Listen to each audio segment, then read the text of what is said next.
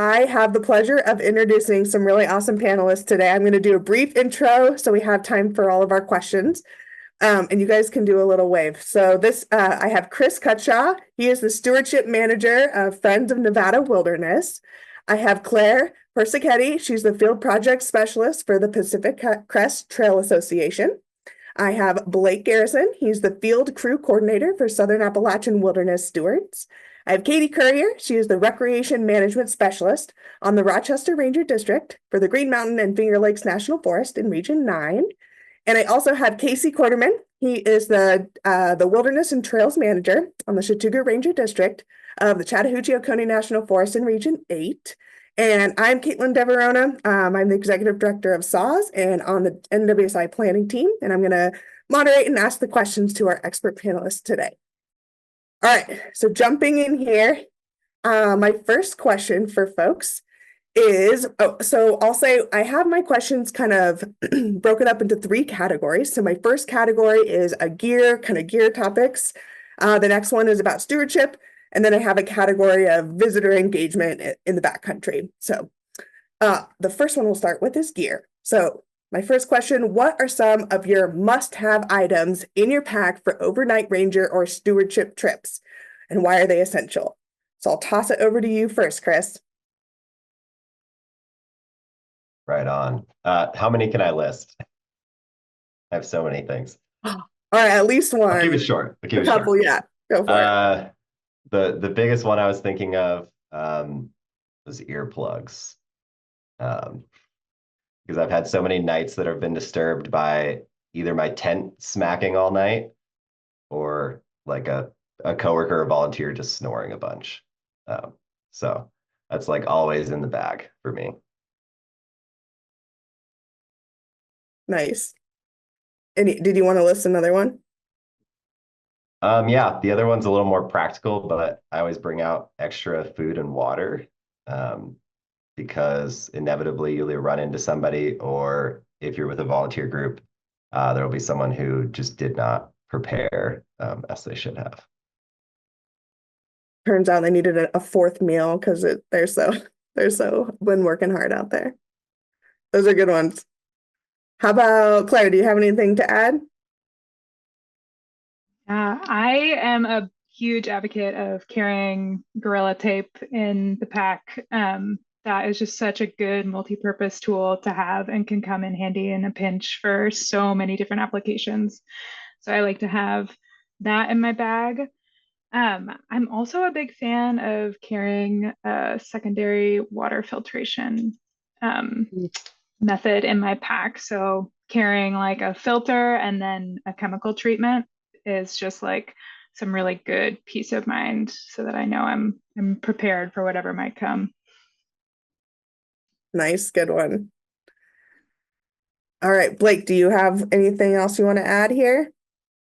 Yeah, absolutely. Thank you. I can throw in a couple. I think one that maybe flies under the radar these days, I still always like to take like a paper map of the area that I'm working in. I think like aside from kind of the more obvious personal safety considerations there, I think it can be a good engagement tool for folks that you run into. I think if you do happen upon somebody who's looking for directions or not quite sure where they are, to me, a paper map is still just like much more digestible and kind of like a tangible thing to show somebody rather than trying to like on a tiny phone screen or something, get them to understand where they are.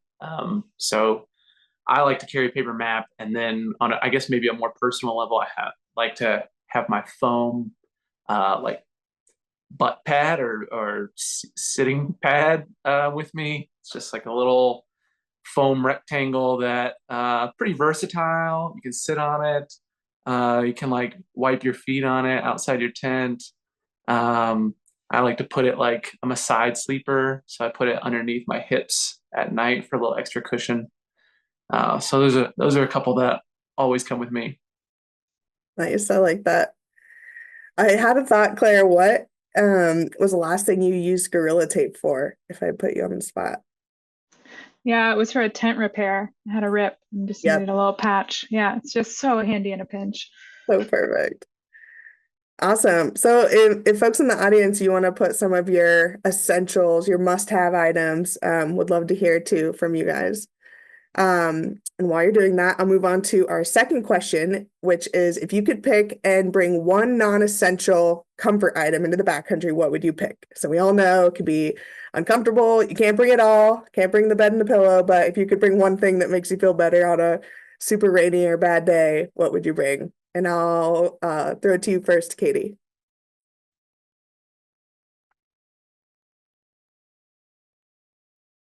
Oh, you might be frozen. So Casey, maybe you could kick us off. Yeah, I guess this is as I get older, it's more of an essential item, but camp pillow. I always bring a camp pillow out. Now I didn't used to. I tried to go a little more lightweight and put, like a puffy or some extra layers in a cinch sack and use that. But now I like the luxury of an actual, not like a big bed pillow, but like a good sized camp pillow. And then also Blake was talking about the butt pad, but they make some pretty good lightweight chairs now too. And yeah, it's really nice having a comfy place to sit after a long day of hiking and trail work. And other than that, I have a little 10 car fishing rod too. I was a wilderness ranger up in the mountains of North Carolina for several years with beautiful streams and wild brook trout. And when I did overnights after I had camp set up, it was always fun just throwing a line in. Heck yeah. That's a good one. Katie, did you hear the question? I did hear the Okay. question. Sorry. Here we The go. internet in Vermont is not always amazing, but yeah, I'm ready to go. I think my favorite thing to bring along, it's small, but I like the single serve half and halves that I pack into my bear canister, just to really have that like comfort of a good cup of coffee in the morning to kick off the day. And then I think the other thing that, I mean, in some ways it's essential for me, but a book to read in the evenings. It is a little bit of extra weight, but it's definitely worth it. I really like that creamer idea. I'm such a wimp. I'm like, if I don't have the creamer, I'm just not drinking it. I was like, I could have just been bringing out the little guys. No, it's pretty nice to be able to have like, your regular cup of coffee in the morning, and yeah. Yeah. Awesome. Claire, do you have anything to add? Your must-have. Yeah, well, definitely seconding the half and half because that is also just like a critical piece of gear. But I really love to have at the barest of minimum, just like a set of sacred socks that like never leaves the tent. And if I am feeling like I'm up for carrying even more extra weight, I will do like a whole outfit that just is tent only, stays clean, stays dry. It's like such a treat at the end of the day to have that set to change into. I am with you. Like in the Ziploc bag, it's not getting wet. 100%, absolutely. Good one. And Chris, what's your non-essential or your essential?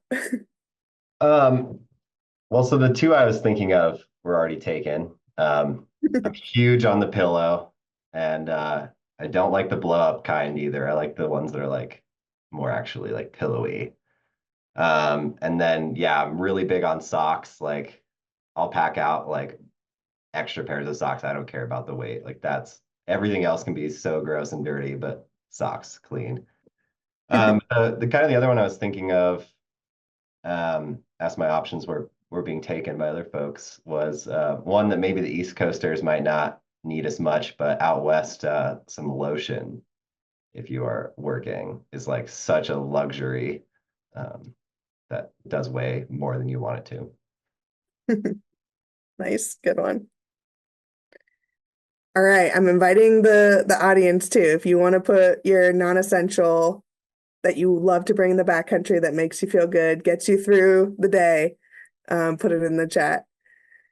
All right, my last gear question for our panelists. I was curious, how do you balance the need for a lightweight gear with the durability required for maybe multiple days out in the backcountry? And I'll shoot it to you, Blake. Yeah, this is a good question. It's a tricky one. Uh, yeah, a lot of the time, the stuff you got to take out for those backcountry work trips is heavier than you want to carry. I guess for me personally, like as Casey, I think was kind of alluding to earlier, I think the more time that I spend and maybe the older I get, the more I'm willing to compromise on the weight to make things easier on myself. But I guess I don't know. Like I think of like gear as like almost like a triangle almost, where it's like you have like inexpensive, lightweight, and durable. It's like you have to pick two kind of thing. So I just have some items like I think for me it's the bigger ones like sleeping bag, tent, backpack that I kind of bite the bullet and spend up on, and I get those options that kind of go lighter weight and better quality and durable. And I just for me I sacrifice in other areas like I don't know. I don't always have the sacred socks, and I don't always bring all the clothes. I don't spend a lot of my work clothes. I go through them pretty quick, and I think food is another area where I kind of compromise on. Just to lighten my load a little bit. A little bit, I'll go like super dehydrated stuff and lightweight, and not so much in the comfort department there. That sounds good. So you're not paying for it later when you have to go up the steep slope. And Katie, did you have anything to add? Yeah, I would just say I'd say in my younger years I was like, just put all the weight on me and we're gonna call it good. Like I'll carry whatever. But yeah, I think finding the things that you can make lighter. So, I'm not one to go for the ultra lightweight rain gear because it's just not going to work for me most of the time. I'm going to bring something that might actually be functional, especially here on the East Coast. And then I also want my backpack to be super durable because that's going to be the thing that I'm carrying all my stuff into the backcountry. And then likely as I'm doing trail work or whatever else while I'm out there, I am going to be hauling my gear and tools in that pack throughout the week. So I want that to be like pretty heavy duty. And then like the stuff that's staying in my tent could maybe be some of that lighter weight stuff that is a little more protected over the course of the time that I'm out. So yeah, I think I still have a ways to go to be a ultralight backpacker, but maybe someday. Nice, thanks. Connie, did you have a question or something to share about gear? Well, yeah, I was just going to say there's some really fun things in the chat. We've got, for essentials or, whatnot, we've got Bic lighter, of course, a good camp knife. And then someone, Dustin Walker, suggested a tart, not too big, which actually I kind of like that. And then we've got, of course, the Little Debbie fudge rounds, but someone mentioned hot sauce and good spices. So I like that too. So there's some good suggestions from the peanut gallery here. Spice up those rice and beans. Yeah. Cool. That's great. Thanks, guys. All right, so we'll move on to kind of the stewardship topic. Most of us are in the backcountry doing some kind of stewardship work, whether it's trail work or data collection or managing folks who are going out there, interacting with visitors. So a few questions I had for the group. My first one is, in your experience, what are some common mistakes or oversights a new ranger or a trail technician doing overnight backcountry work should be aware of?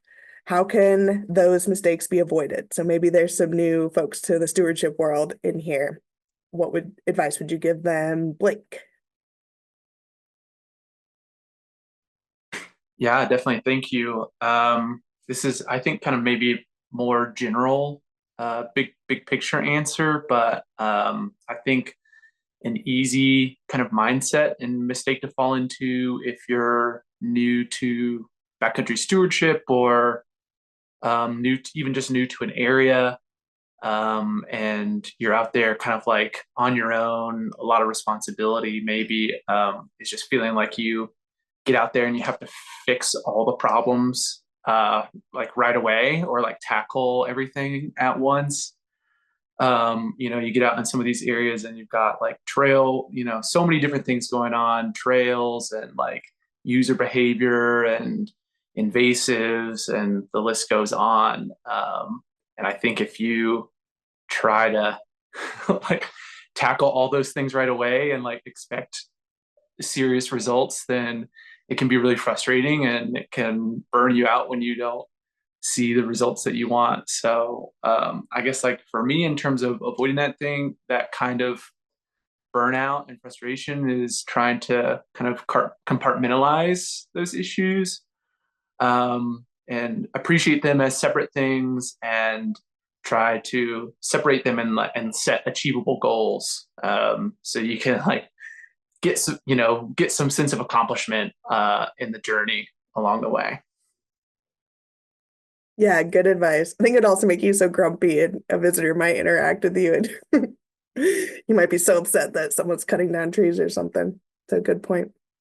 Chris, do you have anything to add? Yeah. That kind of got me thinking. One thing that I definitely went through, both when I was spending some time as a ranger with the Park Service, and then also when I started leading volunteer projects, was like feeling at first like I had to know everything. I think this is maybe a more common problem for men. I don't know, but like just feeling like okay, I'm out here with my little ranger uniform, like I have to know the answer to every single question people have, or like I'm leading this project, like I have to know how to do every technique on the trail, or I need to know exactly what's right. And so I would say, like just for people starting out, just like it's okay not to know stuff, and it's totally okay to tell a visitor or a volunteer like you don't know something. So think about that. Kind of the other piece that I learned as well was like body mechanics are super important when you're doing physical work. And it especially like it adds up over a whole season. Like my first season of cross cutting, I like very much favored one side, like one arm side. I didn't switch, and that gave me like some back pain and like neck tension. So like, when you're getting out there for the season, like practice swinging your pick from both sides, like practice sawing from both sides, and like, yeah, really think about that stuff because it adds up. Those are really good. I'm a big proponent of swinging from both sides. Awesome. Casey, do you want to jump in? Yeah, I think one of the most important things we can do, especially like on an overnight, but also anytime, we're working in our respected areas, is just come across as approachable. And even though we have our ranger uniform and like we're kind of the rule enforcer, we want people to view us as as someone that's helpful, someone that adds to their experience, and you know tries to make sure that they're going to have as good of a time as possible while being a good steward too. So I think a lot of times when you see people doing the wrong thing, it's kind of easy to jump into that the person that's enforcing the rules, but using the authority of the resource and really just not being condescending or demeaning in any way, but just simply trying to educate someone and share some knowledge with them, but also make sure that they have a good experience as well.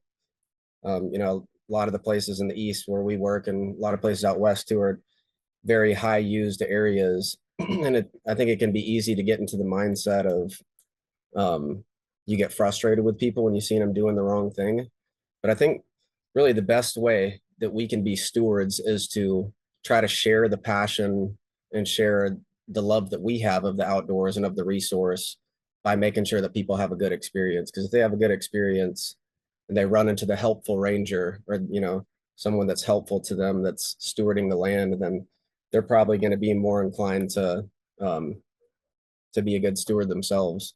So yeah, using the authority of the resource instead of being the rule enforcer.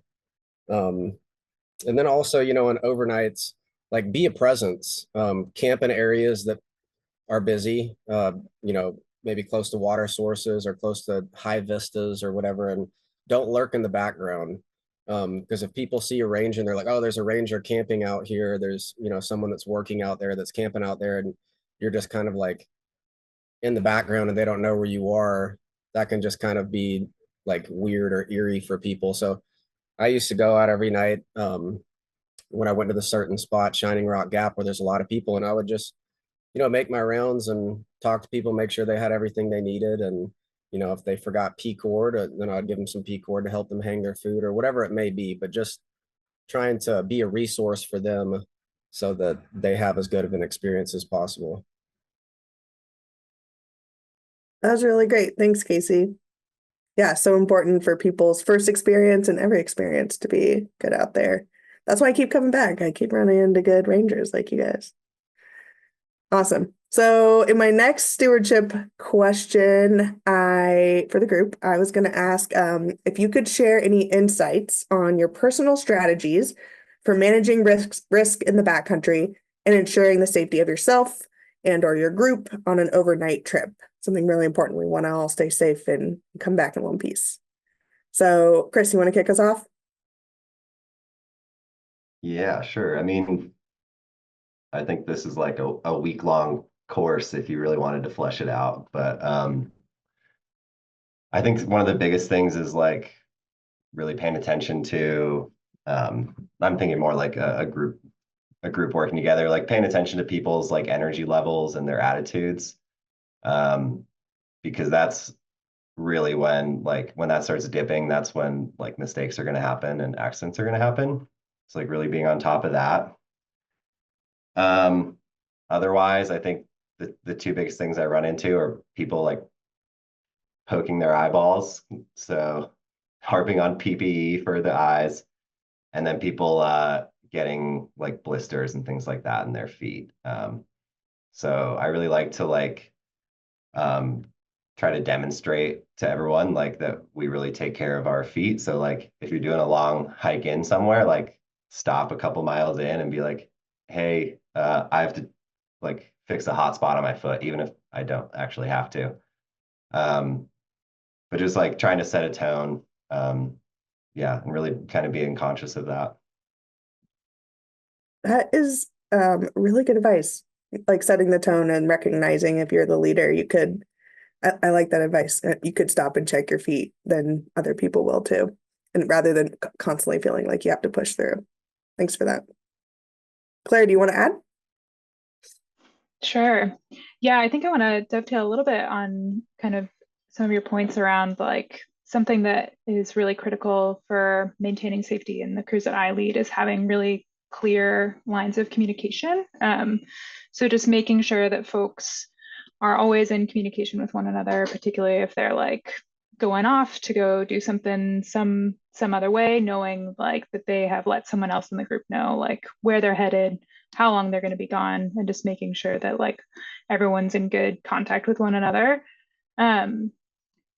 The other thing that I really stress as part of safety in my group is hand hygiene. So I always bring out a hand washing station. Neurovirus has like become quite common on some parts of the PCT, and like hand sanitizer does not kill that. So just making sure that everyone is staying healthy and keeping their hygiene up is really important for extended backcountry stay. Really important when you're eating together and out there for multiple days. Yeah, thanks. Katie, do you want to chime in? Yeah, I think Chris and Claire covered, a few of the big ones that I was thinking about. I also would say, making sure that everybody in the group knows the plan if something were to go wrong. Don't just have the crew leader be the person that drives to the trailhead and be the one that knows where the hospital is. Everybody should know that. Everybody should know how to use the communication devices. And then I think the other piece is, especially in a backcountry setting where you're using tools whether it's a crosscut saw, an axe, a grip hoist, high risk potential, is making sure folks have the proper training ahead of time. It can be really easy to be like, okay, we have one person who knows how to do this. Let's get out there. Let's do it. But like, take the time to train people so that they know what to be looking for safety wise and have the ability to speak up throughout the whole process. And, just emphasizing with people that like they are out there and their own safety is number one, and then the group safety is next. And, it's everybody's responsibility, not just the crew leaders. So. Yeah, really good point. If both crew leaders got hurt or something, we're able to drive, everyone better know where the hospital is or whatever it is. Really good point. Make sure everyone's empowered. Before we move on to the next question, did anyone else want to chime in on insights on personal strategies for managing risk? Yeah, I'll say something real quick. I think one of the biggest issues that I've come across when I have volunteers or a crew or anyone hiking with me, I used to be a backpacking guide for many years. And yeah, one of the most common things is people getting dehydrated. And so just making sure that people are drinking enough water. And one of my strategies to do that is, we'd get to like a spring and I'd just be like, oh man, this is what people pay $3 a bottle for in the gas station, and fill up my bottle. And I noticed like when I started saying that, people would just be like, oh man, I'm gonna get some of that water too, and people would, if you just like really talk up how delicious that fresh mountain spring water is, yeah, people are more likely to stay hydrated. Good one. I like that. Kate, can I add one more thing? Yeah. Yeah, I think also being comfortable making the call that like maybe the work needs to stop and you need to leave the backcountry. It does happen. It can feel like it's a huge thing, right? Because we're trying to get all this good work done, but sometimes weather comes in, or maybe there's a really sketchy person out there or whatever else. And like, I think trust your gut. And had to pull crews in the past. I've pulled myself out of the field in the past. Obviously like think it through, talk to people about it, if you have the time to do that, but don't feel like you need to just stay in the field because you're supposed to be out there. Sometimes it's just not the right situation. So important. The all stop really for anyone. And Pete said it good in the chat. The number one job is to finish each day safely, 10 fingers, 10 toes, upright, smiling, regardless of what we feel like we need to do. And most of us are really hardworking, want to get it all done, want to get extra work done, but sometimes you might need to cut out early because your safety is not worth the risk. That's a really good one. Awesome. Last topic area was kind of visitor engagement. So I know all wildernesses are different. Some are huge and super remote, and you might see no one on your whole 10-day hitch out there. And some wildernesses are smaller, and you might see 100 people because they're really accessible and lots of people love them. So wanted to get a few questions into you guys about how, strategies for engaging visitors. So my first question is, what strategies have you found most effective for engaging visitors and then fostering a sense of public land appreciation during your trips? And I'll have Blake kick us off.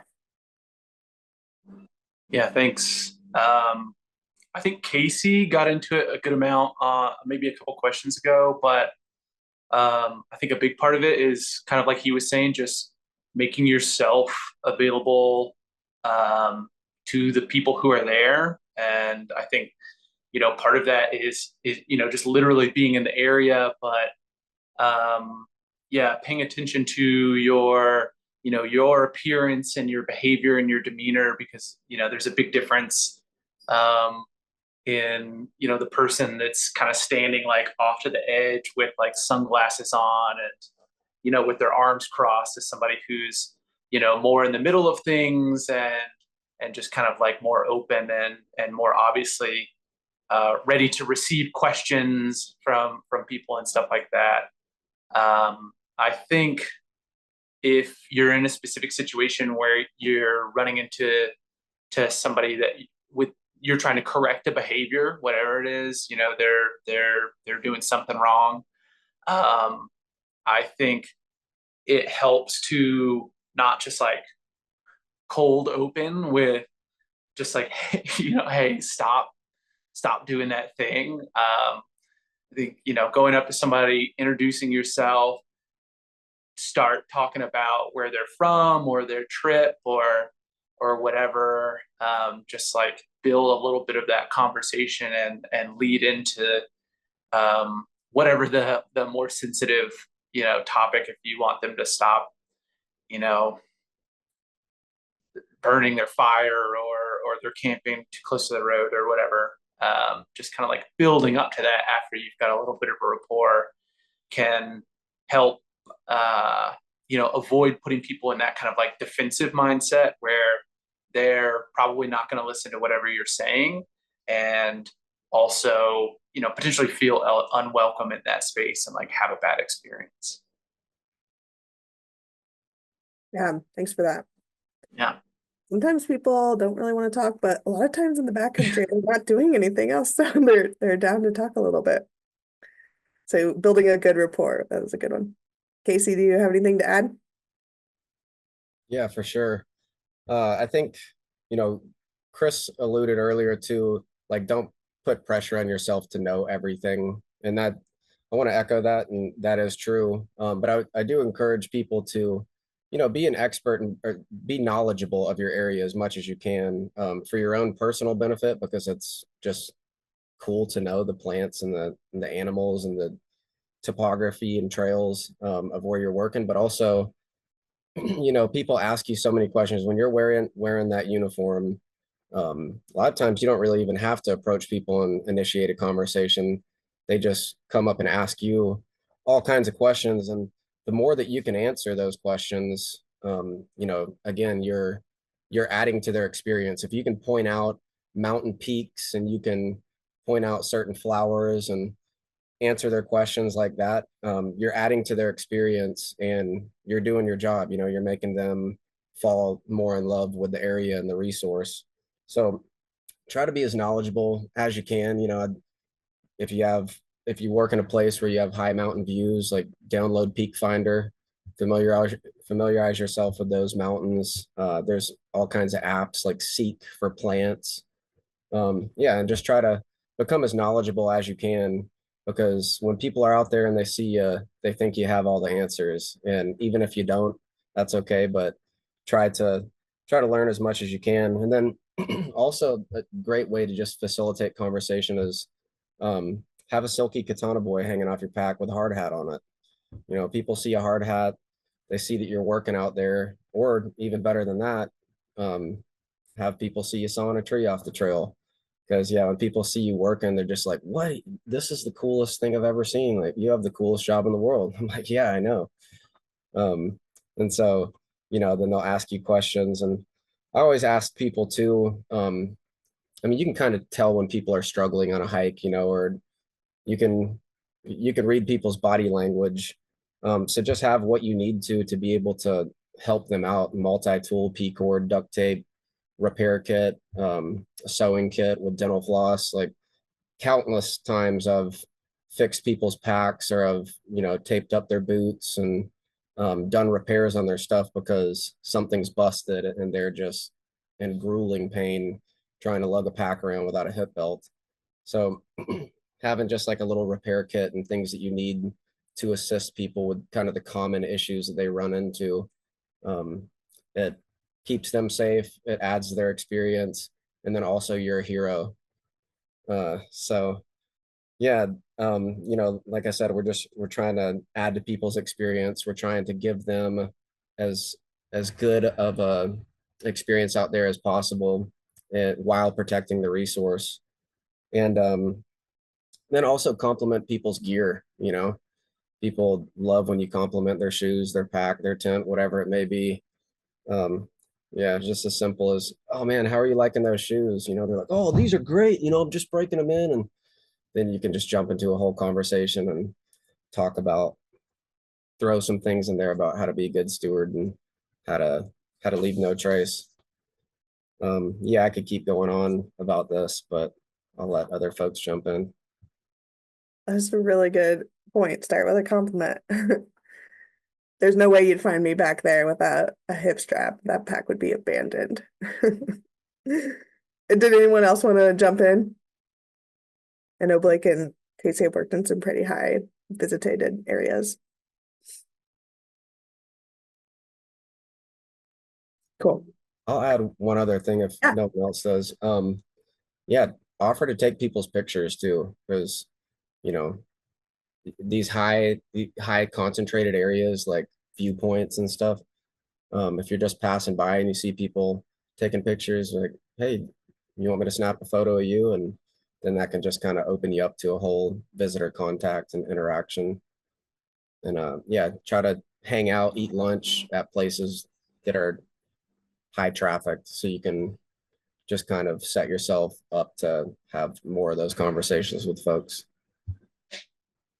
Nice. Yeah, someone in the chat said that people love a fix-it person. So it's like you gave a few of those examples, having the P cord or having the tape, like Claire said, just to be able to help someone so easily when they weren't thinking about bringing that stuff. Pete also said engaging folks on their level, shoulder to shoulder, and not head on. And I think what you said about Casey, what you said about being really knowledgeable of the area is awesome. And what you said, Chris, about also admitting when you don't know can be like, feel really, shoulder to shoulder. It's like, oh, that's some, maybe I should, look into that. Or good thought, but I'm not sure this time. And I think that can be really feel good in the backcountry. You don't have to know everything. So good points. All right, Pete, could I add one more thing? Oh. Yeah, I think just kind of on this topic, something that occurred to me just to throw in here. It's also worth knowing when to like skip, I think, an interaction, or when to walk away from one. Like kind of knowing yourself and your kind of mindset and your kind of like where you are emotionally. I think it's really easy to feel like you have to engage with every single person out there. But if it's like the end of your day and you just hiked, like 12 miles and the last 6 of them were in the rain, and you get to the trailhead and you see somebody who, has their dog off leash or something like that, it's worth knowing, like, if you're in the right mindset to engage with that person in that moment, or maybe, something that's not super significant. You just need to walk away because that based on where you're at, that it's not going to be like a healthy, like good interaction with that person. Yeah, I'm not going to be able to offer a nice experience right now. Good point.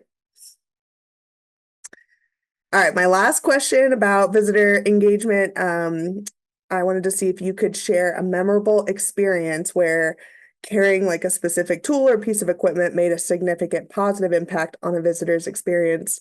We've kind of shared a few, but Casey, if you had another one you wanted to share, or a specific example that came to mind, that'd be awesome. Yeah. Man, I've got a lot, but I'll tell one that's kind of funny, I guess. I was the wilderness ranger for SAWS back in 2016 in Georgia, working in the Cohutta Wilderness. And there's a really popular area down in there called Jacks River Falls. It's pretty close to Atlanta, so people from Atlanta, if they Google like waterfalls close to me, it's one of the first ones that come up, and then they just click directions and go straight to the trailhead. And to get to the trailhead, you got to drive about 30 minutes in a dirt road, like pretty rugged dirt road. And then from there, you've got to hike another like 3 miles or so down to the waterfall. And yeah, so obviously you just see people out there all the time, with broken flip-flops and hauling coolers in and stuff like that. Just a very high used area with a lot of inexperienced people. And yeah, this was about the middle of the summer, and I came down to the swimming hole, and when I walked down there, I saw a family. They had a stroller. there was a newborn, well, probably like a 6-month-old baby laying on the rocks naked in the sun. And then there was 2 other kids just wrestling each other like right at the edge of this cliff. And the mom was like frantically looking for diapers, and the dad was just kind of running around trying to keep his kids from falling off the cliff. And as soon as they saw me, the dad just came over. He's like, "Hey, we didn't really know what we were getting into here. We don't have any water or food. Like, do you think we're going to be able to get out of here?" And I was just like, "Well, I hope so. I mean, you got in here, I hope you can get out." And he was very concerned. And his wife walked up like right when we were kind of having the conversation. He was just like, "Oh, hey, babe," and just kind of acted like nothing was wrong. But to me, he was very concerned. He really didn't know where they were. He didn't have any water. So I pumped them some water. I had some extra snacks, got them some snacks. One of the kids' Crocs had broken. So I patched up the Croc with some P cord and stuff.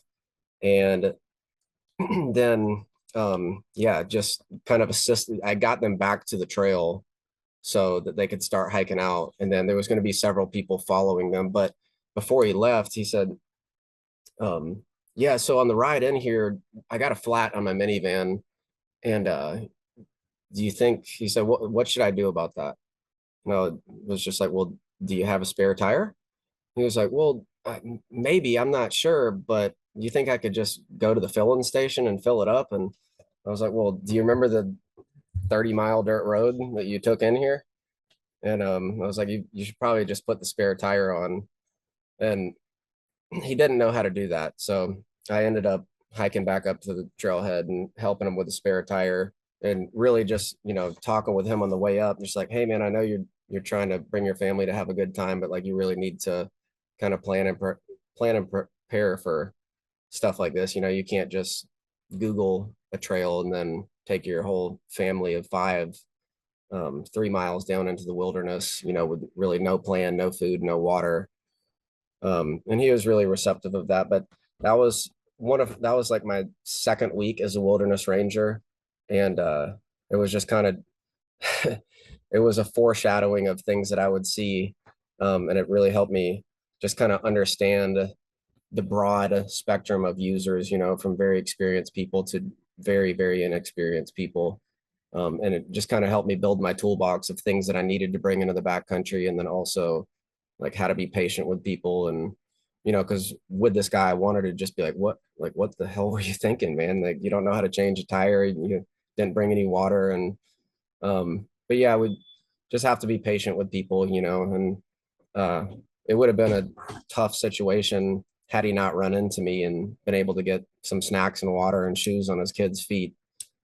But yeah, it's that was just one story where just really helped the family out. And spent the rest of the day hiking out and changing his tire, but very well could have saved that family from just a more negative experience than that. Yeah, negative and dangerous. Thanks for sharing that story. There's so many things in there they helped out with. It wasn't even just kind of one tool there, but also just like remembering that it could be their first time trying to, hit a trail, and they had what could have been a really negative experience maybe was actually pretty positive, and maybe now they're extra prepared for their excursions they go on, Yeah, I hope so. And in the way of tools, in that situation, obviously I had my water filter. But yeah, like a sewing kit, a repair kit, extra food and water, moleskin, and then also printed out maps. That's something that I started doing a couple years after that experience. Was I would just print out sheets of paper with the map of the area, and then I could hand those out to people and be like, when they were lost, like, "You're here, you need to head this way down this trail." Yeah, folks are really used to using their phone, and then it's like, oh shoot, no service back here. Right. And all trails and the maps on our phones, like some of those are really good, but phones die as well. So yeah, just having a dozen or so maps that you can hand out to people. Yeah, for sure. Say, Caitlin. Yeah, We have Connie. a question Pete put in the chat. He wants to hear from panelists share a story involving a crew member instead of the general public. So if you have time after if you have another question, that could be some fun stories too. Yeah, we can go there. Is that involving, yeah, like does anyone have an experience carrying, like, for the same question, a tool or a piece of equipment that ended up being really good for a crew member? So folks on your team, does anything come to mind there?